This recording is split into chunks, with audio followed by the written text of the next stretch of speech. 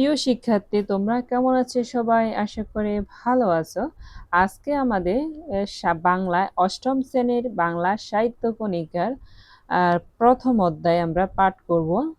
তো চলো আমরা প্রথম পৃষ্ঠায় প্রথম অধ্যায় প্রথম পাঠ আমরা প্রথম গল্পটি আজকে আমরা পড়ার চেষ্টা করব। তো প্রথম গল্প যেটি তোমরা দেখতে পাচ্ছ যে অতিথি স্মৃতি। প্রথম গল্পটা হচ্ছে বা অষ্টম শ্রেণীর গদ্য সাহিত্যের যে প্রথম পৃষ্ঠায় প্রথম গল্পটির নাম হচ্ছে অতিথি স্মৃতি। এটার লেখক হচ্ছে শরৎচন্দ্র চট্টোপাধ্যায়। তো শরৎচন্দ্র চট্টোপাধ্যায় অতিথি স্মৃতি গল্পটি আমরা আজ পাঠ করব। এটাতে কি কি শিক্ষণীয় বিষয় আছে, এটাতে কি কি বলা হয়েছে, আমরা সেগুলো জানার চেষ্টা করব। চলো শুরু করি। তো প্রথম লাইনে কি লেখা আছে দেখো।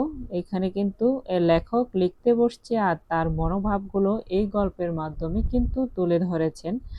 চিকিৎসকের আদেশে দেওঘরে এসেছিলাম বায়ু পরিবর্তনের জন্য। চিকিৎসক মানে লেখককে একজন ডাক্তার পরামর্শ দিয়েছে বায়ু পরিবর্তন মানে কি, আবহাওয়া পরিবর্তন। বেড়াতে যাওয়ার জন্য আমরা যখন আমাদের মন খারাপ থাকে কিন্তু অনেকেই আমরা এটা পছন্দ করি। ঘুরতে যেতে কিন্তু সবারই খুব ভালো লাগে, সবাই কিন্তু আমরা এটা পছন্দ করি। তেমনিভাবে এই গল্পের লেখক শরৎচন্দ্র চট্টোপাধ্যায় তিনি গিয়েছিলেন কোথায়? দেওঘরে, ডাক্তারের পরামর্শ অনুসারে বায়ু পরিবর্তনের জন্য। প্রাচীর ঘেরা বাগানের মধ্যে একটা বড় বাড়িতে থাকে। প্রাচীর ঘেরা বলতে এটা চারদিক দিয়ে মানে বিল্ডিং করা ওয়াল, আমরা যদি এটা সহজ ভাষায় বলি বাউন্ডারি করা। রাত্রি ৩টে থেকে কাছে কোথাও একজন গলা ভাঙা। রাত্রে ৩টে বাজে, তখন লেখকের কিন্তু ঘুমটা ভেঙে যায়। তখন তিনি একজন গলা ভাঙা একঘেয়ে সুরে ভজন শুরু করে। তখন তিনি মানে খাওয়া শুরু করে। ঘুম ভেঙে যায় তার। কেউ জানি খাইতেছে, খাওয়ার এই শব্দ শুনে তার ঘুমটা কি করে ভেঙে যায়। দৌড় খুলে বারান্দায় এসে বসে। দরজাটা খুলে লেখক তখন বারান্দায় এসে বসে। তখন রাত্রি বাজে ৩টা। ধীরে ধীরে রাত্রি শেষ হয়ে আসে। ৩টা বাজলে তো রাতটা প্রায় রাতের ২/৩ চলে গেছে আর একটা প্রহর মাত্র রয়ে গেছে। তো ধীরে ধীরে রাতটা শেষ হয়ে আসে। পাখিদের আনাগোনা শুরু হয়। যখন ভোর হয় তখন তো পাখিরা অবশ্যই ডাকে। দেখতাম ওদের মধ্যে সবচেয়ে ভোরে ওঠে দোয়েল। সব পাখিদের মধ্যে সবচেয়ে ভোরে সব তাড়াতাড়ি যে পাখিটা ডাকে তার নাম হচ্ছে দোয়েল। অন্ধকার শেষ না হতেই তাদের গান আরম্ভ হয়ে যায়। পাখি ডাকাডাকি আরম্ভ হয়ে যায়। তারপরে একটি দুটি করে আসতে থাকে বুলবুলি। বুলবুলি পাখি আসে। যখন দোয়েলের ডাক শেষ হয়ে যায় তখন কি পাখি আসে? বুলবুলি পাখি আসে, শ্যামা পাখি আসে, শালিক পাখি আসে, টুনটুনি পাখি আসে। পাশের বাড়ির আম গাছে, তো লেখক যে বাড়িতে থাকতেন শরৎচন্দ্র চট্টোপাধ্যায় বেড়াতে এসেছিলেন, সেই বাড়িতে পাশের বাড়িতে একটা আম গাছ ছিল। এই বাড়ির বকুল কুঞ্জে, আবার যে বাড়িতে থাকতেন এই বাড়িতে একটা বকুল কুঞ্জ ছিল। পথের ধারে একটা অশ্বত্থ গাছ ছিল। ওটার মাথায় সকলকে চোখে দেখতে পেতাম না, কিন্তু ডাকটা কি করতো? সকল পাখিকে কিন্তু লেখক নিজে চোখকে দেখতে পেত না, কিন্তু প্রতিদিন ডাক শোনার অভ্যাসে মনে হতো যেন ওদের প্রত্যেকেই চেনে। পাখিগুলো যে প্রতিদিন ডাকতো, এই ডাক শুনে লেখকের মনে হতো যে উনি তাদের পরিচিত। হলদে রঙের এক জোয়া বেনে বউ পাখি একটু দেরি করে আসতো। যে হলুদ রঙের যে দুটি পাখি ছিল, এটার নাম ছিল বেনে বউ পাখি, একটু দেরি করে আসতো। পাঁচিলের ধারের ইউক্যালিপটাস গাছের সবচেয়ে উঁচু ঢালায় বসে তারা প্রত্যহ হাজিরা কেড়ে যেত। মানে প্রাচীরের ধারে মানে দেওয়ালের পাশে একটা ইউক্যালিপ্টাস গাছ ছিল। ওই গাছে রেখেছে, ওই গাছের উঁচু ডাল যেটা ছিল, সবচেয়ে উঁচু ডাল, ওই ডালটায় বসে তারা প্রত্যেক হাজিরা দিত মানে প্রতিদিন আসতো এখানে ডাকাডাকি করতো। এটা এটা ডাকা প্রতিদিন আসার, যেমন আমরা ক্লাসরুমে গেলে প্রত্যেক দিন শ্রেণী শিক্ষকে একটা হাজিরা শিট নিয়ে আসে কতজন উপস্থিত আছে সেটা জানার জন্য একটা হাজিরা খাতায় ওটা সবার নাম লেখে। তেমনিভাবে এই হাজিরার সাথে তুলনা করা হচ্ছে যে পাখিটা প্রত্যেক দিনই ডাকতে আসতো। হঠাৎ কি জানি কেন কেন দিন দুই হলো, হঠাৎ করে 2 দিন হলো না দেখে ব্যস্ত হয়ে উঠলাম, কেউ ধরলে না তো? তখন লেখকের মনে প্রশ্ন আসলো, আজকে 2 দিন হয়ে গেল পাখিটা আসে না, ডাকে না, এটা কেউ ধরে নিলে না তো? তখন নিজের মনে প্রশ্ন এসেছে, এই দেশে ভেদের অভাব নেই, এই দেশে অনেক লোকে পাখি ব্যবসা করে, তারা এগুলা যদি একটা পাখি পেয়ে যায় তারা কিন্তু এই পাখিটা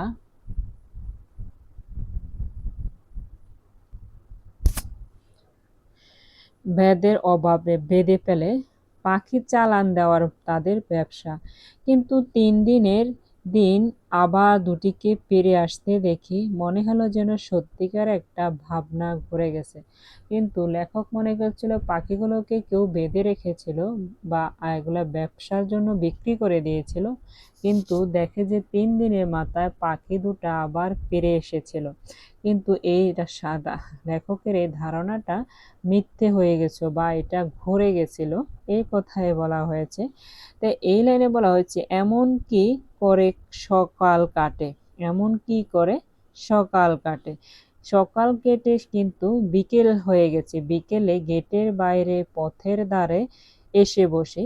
তখন লেখক সকালটা তো এইভাবে পাখির ডাক শুনে কেটে গেল, আবার বিকেল বেলা যখন লেখক গেটের বাইরে এসে বসে, নিজের সামর্থ্য নেই বেড়াবার, লেখক নিজের কথাই বলছে, নিজের সামর্থ্য নেই বেড়াবার, যাদের আছে তাদের প্রতি চেয়ে চেয়ে দেখে, যারা বেড়াতে আসে বা যায় তাদেরকে উনি দেখতাম মধ্যবিত্ত গৃহস্থের ঘরে প্রিয়তদের মধ্যে মেয়েদের সংখ্যায় ঢের বেশি।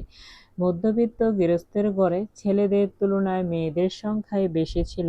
ওই সময়কার কথা লেখকের যখন বিকেল বেলায় বসছিল গেটের ধারে, প্রথমে যেত পা পুলো পুলো অল্প বয়সী একদল মেয়ে। পথের ধারে যখন লেখক বসেছিলেন বিকেলবেলা, তখন তিনি অল্প বয়সী একদল পা ফুলো ফুলো মেয়েকে দেখতে যেতে দেখেছিলেন। বুঝতাম এরা বেরি-বেরির আসামি। এখানে বেরি-বেরি বলতে ভিটামিন বি এর অভাবে পা ফুলা রোগ হয় আক্রান্ত, পাগুলো ফুলে ফুলে যায়। তো এই কারণে লেখক এখানে বেরি-বেরি রোগের সাথে তুলনা করেছেন। পা ফুলা রোগ হচ্ছে ভিটামিন বি এর কারণে হয়, এটাকে বেরি-বেরি রোগে বলা হয়। পোলা পায়ের লজ্জা ঢাকতে বেচারাদের কত না যত্ন, মেয়েদের পাগুলো দিয়ে পোলা পোলা, এটার জন্য মানুষ দেখলে কি বলবে, এই কারণে লজ্জায় মেয়েরা পাগুলো ঢেকে রাখতো। মোজা পরার দিন নয়, গরম পড়েছে, মানে গরমের দিনে মোজা পরলে তো আরো বেশি গরম লাগে, মোজা পরার কিন্তু এটা উপযুক্ত সময় না।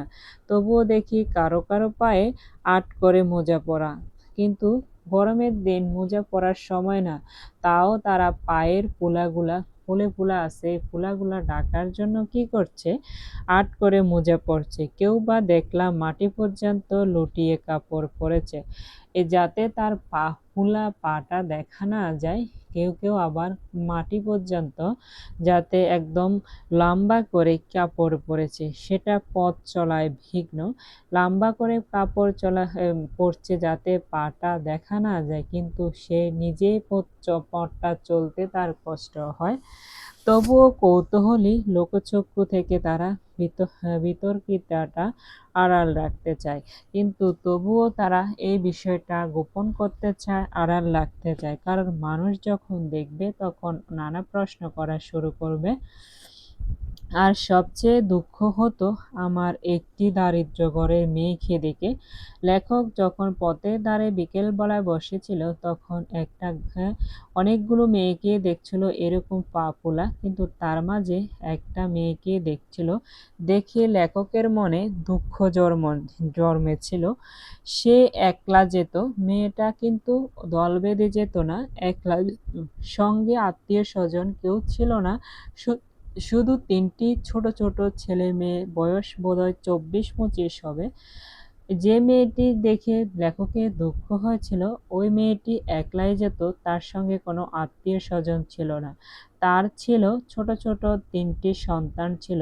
তার বয়স ছিল 24 বছর, 20 বছর এরকম, কিন্তু দেহ ছিল জীর্ণ। জীর্ণ মানে তার দেহটা খুবই দুর্বল ছিল, মুখ্য তেমনি পাণ্ডুর। পাণ্ডুর মানে তার দেহটা যেমন শক্তিহীন ছিল তেমনি প্যাকাশে ছিল, কোথাও যেন এতটুকু রক্ত নেই।